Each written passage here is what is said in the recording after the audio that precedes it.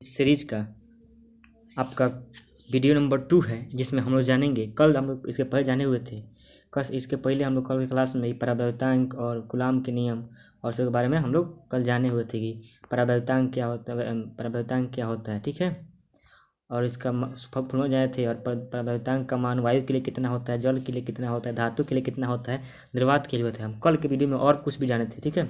आज के वीडियो में हम लोग जानेंगे कि क्या, आज के वीडियो में हम जानेंगे जो जानेंगे कि आपको कि ये एप्सिलॉन नॉट आपको देखने को मिलेगा कहाँ, आपको एप्सिलॉन नॉट आपको मिला होगा कूलॉम के नियम में, ठीक है। आपको कूलॉम के नियम में मिला होगा एप्सिलॉन नॉट। इसके बारे में जान लेते हैं कि आपका जो एप्सिलॉन नॉट है ये क्या होता है। जो एप्सिलॉन नॉट है ये आपके निर्वात की विद्युतशीलता, इसका क्या कहते हैं हम जी, निर्वात की विद्युतशीलता कहते हैं। अगर यही जहाँ केवल रहेगा एप्सिलॉन तो उसको हम कहते हैं क्या, माध्यम की विद्युतशीलता कहते हैं, ठीक है। अब देख लेते हैं कि एप्सिलॉन नॉट का मान कितना होता है। तो जो एप्सिलॉन नॉट का मान होता है 8.854 गुने 10 के पावर 12 होता है, 10 के पावर 12 होता है। अब देखिए इसका मात्रक क्या होता है, क्या इसका मात्रक देख लेते हैं। अब देखिए इसका जो मात्रक होता है, एप्सिलॉन नॉट का मात्रक होता है कूलॉम स्क्वायर प्रति न्यूटन और प्रति मीटर स्क्वायर। मतलब कि आपको इन्वर्स लिख देंगे, प्रति इन्वर्स 10⁻⁻1 m⁻²। अगर दूसरा मात्रक की बात करें इसका, दूसरा मात्रक होता है इसका फैराड, क्या, फैराड प्रति मीटर, क्या जी, फैराड प्रति मीटर। और इसका भी, ठीक है, फैराड प्रति मीटर, ठीक है। आगे चलते हैं, इसके बारे में और आगे देखते हैं, ठीक है। फैराड प्रति मीटर, और एक फैराड बराबर होता है 96,500 कूलॉम। और जो फैराडे होता है मात्रक वो होता है आपको किसका, वो होता है संधारित्र का, ठीक है। चलिए आगे देखते हैं, आगे का क्या है, आगे इसके बारे में आगे देखते हैं, इसके इस सीरीज में आगे क्या है इस पीडीएफ में। चलिए जो आगे है कि एप्सिलॉन नॉट, क्या, एप्सिलॉन नॉट का बीमा बहुत ही महत्वपूर्ण है, क्या, बहुत ही महत्वपूर्ण है। एप्सिलॉन नॉट का बीमा क्या होता है। तो जो एप्सिलॉन नॉट का बीमा होता है ये होता है m⁻1 और क्या, m⁻⁻1 l⁻⁻1 और क्या, यहाँ t के पावर आपको हो जाएगा यहाँ 4 होगा, ठीक है। अगर t के पावर 4 होगा यहाँ पे, t के पावर 4, चलिए बीमा का होगा जी। तो बीमा इसका हो जाएगा एप्सिलॉन नॉट का बीमा m⁻⁻1 l⁻3 t के पावर 4 a के पावर 2। आप इसको सिंपली ज्ञात भी कर सकते हैं कूलॉम के नियम लिखकर, ठीक है। अगर कोई भी कन्फ्यूजन होता है तो आप कूलॉम के नियम लगा कर सकते हैं, इसको सिद्ध भी कर सकते हैं। m⁻⁻1 l⁻3 और t के पावर 4 a के पावर 2। अगर इसी का उल्टा, मैंने विद्युतशीलता के उल्टा अगर परावैक्तांक का ज्ञात करना है, और मात्रक आपको ज्ञात करना है परावैक्तांक का, तो परावैक्तांक का मात्रक होता है m के पावर 1 कर सकते हैं यहाँ पे 1, ठीक है। m के पावर का जी, यहाँ पे m के पावर 1 कर सकते हैं, l के पावर 3 और t के पावर क्या, t के पावर -4 करना पड़ेगा, t के पावर -4 a के पावर कौन सी -2।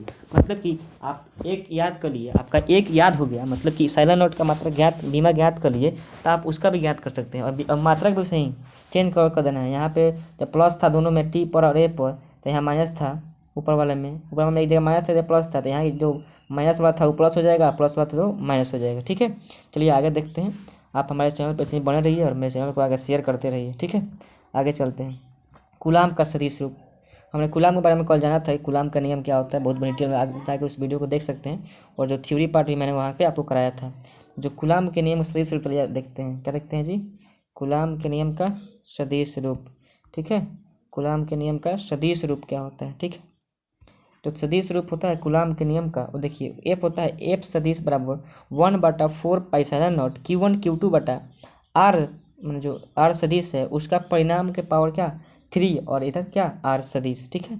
और ये कैसे आया, आप ऐसे निकाल सकते हैं, जैसे नीचे भी दिखाया गया आपको, ठीक है। ये आपको एग्जाम में ये दे सकता है, ये लेकिन जो है क्वेश्चन है आपको 2022 में पूछा गया है, इस रूप में देकर ऑब्जेक्टिव में दे दिया गया है, इस रूप में, ठीक है, इस रूप में दिया गया है। और आपसे पूछा गया है, वहाँ पूछ दिया गया है आपसे, ठीक है, आपसे वहाँ पे पूछ दिया गया है, ठीक है। 2022 में ध्यान रखिएगा, कहीं क्वेश्चन फिर आपसे रिपीट दोबारा कर सकते हैं तो पूछ देगा कूलॉम का नियम क्या होता है। तो कूलॉम का नियम केंद्रीय बल भी कह सकते हैं, कूलॉम विद्युत बल भी है, ठीक है, दोनों है मतलब। और आप कूलॉम का नियम स्टेटमेंट आप लिख लेंगे और याद कर लेंगे, फार्मूला क्या होता है उसको भी याद कर लेंगे, उसको आप न्यूमेरिकल पूछ सकता है आपसे, ठीक है। चलिए देखते हैं आगे, आगे क्या कह रहा है। चलिए आगे चलते हैं। अब बहुत ही महत्वपूर्ण पॉइंट, ठीक है, बहुत ही महत्वपूर्ण, इसको हम एक जगह लिखे हैं इसलिए बहुत ही महत्वपूर्ण। चलिए, बहुत क्या महत्वपूर्ण है जी, कि अगर आप इलेक्ट्रॉन और प्रोटॉन के बीच वैद्युत बल, उनके मध्य लगने वाले गुरुत्वाकर्षण बल भी, विद्युत बल भी और उनके बीच लगने वाले गुरुत्वाकर्षण बल की तुलना करेंगे, तो जो आपका वैद्युत बल होगा वो गुरुत्वाकर्षण बल के 10⁻39 गुना बड़ा होगा, मतलब 10⁻39 गुना बड़ा होता है। आपको यहाँ हमको समीकरण बना के आपको दिखा दिए, ठीक है, आपको ब्लॉक डायग्राम, ठीक है। आगे वही क्वेश्चन ये आपको 2024 में पूछेगा यहाँ से, क्योंकि जो नीचे वाला है 2022 में आपसे पूछ दिया गया है, ठीक है, 2023 में आपसे पूछ दिया गया है, ठीक है, तो इसको जरूर पूछेगा, ध्यान रखिएगा। आगे चलते हैं, आगे क्या कह रहा है आगे, ठीक है। आगे कि दो इलेक्ट्रॉनों के बीच, आपकी आपके 2023 एग्जाम में पूछा गया है, कब पूछा जाएगी, ये आपके 2023 एग्जाम में पूछा गया है, ठीक है, ये आपके 2023 एग्जाम में कि दो इलेक्ट्रॉनों के बीच की दूरी समान हो तो उनके बीच गुरुत्वाकर्षण बल एवं विद्युतीय बल का अनुपात क्या होगा। जब उल्टा लिखा गया है, गुरुत्वाकर्षण बल विद्युतीय कोई भी हो, जब विद्युतीय बल और गुरुत्वाकर्षण बीच, विद्युतीय बल और गुरुत्वाकर्षण बल के बीच अनुपात क्या होगा, मतलब कि उल्टा विद्युतीय बल और गुरुत्वाकर्षण बल के बीच अनुपात क्या होगा, तो मैंने किस अनुपात में, किस कोटि में होगा, तो आपको 10⁻42 में 4.17 × 10⁻42 की कोटि के रूप में होगा। आपसे 2023 में इसको पूछ दिया गया है, 2023 में ही आपसे पूछ लिया है, केवल दिया गया था 10⁻42 10⁻39 इस तरह, ठीक है, और कुछ भी दिया गया था इसमें, और 9.8 दिया गया था, 10⁻9 दिया गया था, 10⁻42 दिया गया था, और 10⁻42 दिया गया था। आपका आंसर क्या हो जाएगा जी, आपका आंसर हो जाएगा 10⁻42 होगा ना जी, क्या होगा जी, 10⁻42 है, गलती हो गया है, वो छूट गया है, इसको आप सही करेंगे, सही कर देते हैं, 10⁻42, 10 के पावर यहाँ पे -42, 10⁻42, ठीक है, 10 के पावर क्या -42। चलिए आगे देखते हैं, मतलब कि विद्युत बल और गुरुत्वाकर्षण बल का जो अनुपात होता है किस कोटि में होता है, तो 4.17 गुना क्या 10⁻42 होता है। आगे चलते हैं, आगे है बहुत महत्वपूर्ण पॉइंट है कि अगर कि आवेश के बीच बल, जो आवेश के बीच क्या होगा जी, आवेश के बीच जो बल होगा, आवेश के बीच बल, बहुल आवेशों के बीच में बल या अध्रुवपन सिद्धांत से आपको जो नेट फोर्स का फॉर्मूला होता है सिंपल सदिश रूप में इसको जोड़ देते हैं, ठीक है, इसमें कोई डाउट नहीं होना चाहिए आपको, कुछ सिंपल रूप में जोड़ते हैं। आगे देखते हैं क्वेश्चन, विद्युत क्षेत्र किसे कहते हैं। अगला पॉइंट बहुत ही महत्वपूर्ण पॉइंट, इससे आपके एग्जाम में हर साल क्वेश्चन पूछे जाते हैं, क्या आपके एग्जाम में हर साल यहाँ से क्वेश्चन पूछे जाते हैं, विद्युत क्षेत्र मतलब कि इलेक्ट्रिक फील्ड से, क्या इलेक्ट्रिक फील्ड से, इलेक्ट्रिक फील्ड सबसे एग्जाम में बहुत बार क्वेश्चन पूछे जाते हैं, ठीक है, ये बहुत महत्वपूर्ण है। चलिए देखते हैं इसके बारे में कि विद्युत क्षेत्र के बारे में। विद्युत क्षेत्र मतलब कि किसी, मतलब वह क्षेत्र जहाँ पे किसी बॉल को ले जाएंगे किसी आवेश के बगल में, जहाँ पे वह बॉल अनुभव करेगा उसे क्या कहते हैं, विद्युत क्षेत्र कहते हैं। आपको स्टेटमेंट बगल में से लिखवाएगा, आप वहाँ देख के याद कर लेंगे, चाहे आप जहाँ कहीं से भी खोज के लिख लेंगे, इसको बहुत महत्वपूर्ण है। आगे ये कौन सी राशि है जी, तो ये सदिश राशि है, ठीक है, कौन जो विद्युत क्षेत्र है कौन सदिश है, सदिश राशि है। इसे ई से सूचित करते हैं, क्या इसे ई से सूचित करते हैं, ठीक है, क्या करते हैं जी, इसे ई से सूचित करते हैं, ठीक है। और देखिए इसका मात्रक क्या, पहले फॉर्मूला देख लेते हैं। ई सदिश वाला फॉर्मूला होता है एफ सदिश बटा क्या क्यू नॉट, या एफ सदिश बटा क्या क्यू, या इसी को सिंपल लिख सकते हैं ई बराबर क्या, ई बराबर एफ बटा क्यू नॉट। इसी आपके एग्जाम में इसको क्वेश्चन कैसे पूछ सकता है, ऐसे पूछ सकता है कि एफ बराबर क्या क्यू इंटू ई भी होता है, ये भी बहुत सारी पूछा गया, इसको भी आपको ऑब्जेक्टिव में देकर, ठीक है, इसको आपको ऑब्जेक्टिव में देकर बहुत बार पूछा गया है, ठीक है।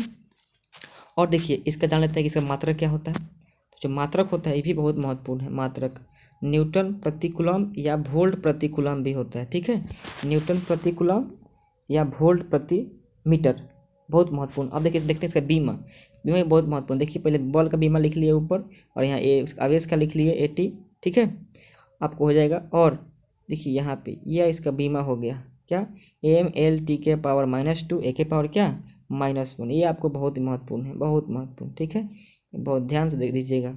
और यहाँ पे आपके एग्जाम में अगर एक जगह आई भी दे दिया गया उससे कोई दिक्कत नहीं है, ठीक है, मतलब कि ए बराबर आई हो सकता है, ठीक है।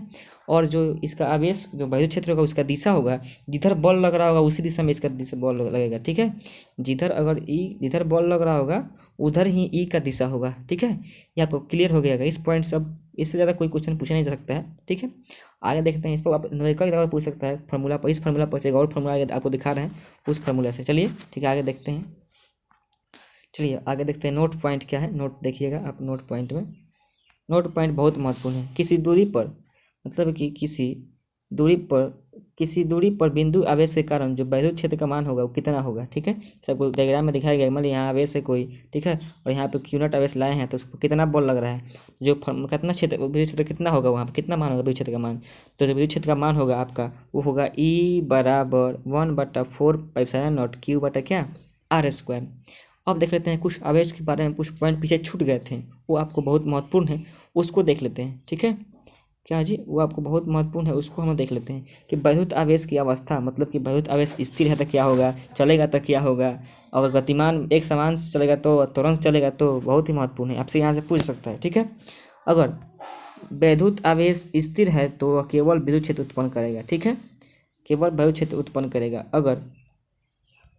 अगर विद्युत क्षेत्र गतिमान हो एक समान वेग से तो ये विद्युत क्षेत्र और चुंबकीय क्षेत्र दोनों उत्पन्न करेगा, दोनों उत्पन्न करेगा। ठीक है, विद्युत क्षेत्र और कौन, चुंबकीय क्षेत्र दोनों उत्पन्न करेगा। आगे देखते हैं 3 नंबर पॉइंट। 3 जो पॉइंट है बहुत ही महत्वपूर्ण, आपके लिए भी बहुत ही महत्वपूर्ण है। ठीक है, कि गतिमान आवेश त्वरण के साथ चल रहा होगा तो विद्युत चुंबकीय तरंगे, मतलब कि इसमें दोनों विद्युत क्षेत्र दोनों आ जाएगा। ठीक है, परपेंडिकुलर ही एक ऊपर विद्युत क्षेत्र उसके परपेंडिकुलर उसके परपेंडिकुलर दोनों उत्पन्न होगा। ठीक है, विद्युत चुंबकीय तरंग उत्पन्न होंगे। आगे चलते हैं, कुछ पॉइंट देखते हैं, इसके बाद आगे नेक्स्ट क्लास में फिर देखेंगे हम लोग। चलिए आगे देखते हैं आगे क्या है इस PDF में। आगे चलिए इस PDF में अभी इतना ही खत्म हुआ, अब आगे देखेंगे इसके अगले पार्ट में कि विद्युत क्षेत्र रेखाएं क्या, विद्युत क्षेत्र रेखाएं क्या होती है। बहुत महत्वपूर्ण ये भी पॉइंट है आपके एग्जाम रिव्यू से। और इस चैप्टर में आपको 2023 में क्वेश्चन बहुत कम पूछे गए हैं, केवल ऑब्जेक्टिव पूछा गया है 10 गो, और एक सब्जेक्टिव पूछा गया है 2 नंबरिया, वो भी पूछा गया है आपसे क्या न्यूमेरिकल टाइप पूछा गया है। तो इस चैप्टर से आपके 2 नंबरिया और 5 नंबरिया आपके एग्जाम में बनेंगे, इसे ध्यान देकर पढ़िए इसको। ठीक है, चलिए जय हिंद, कल देखते हैं विद्युत क्षेत्र रेखाएं के बारे में। ठीक, जय हिंद।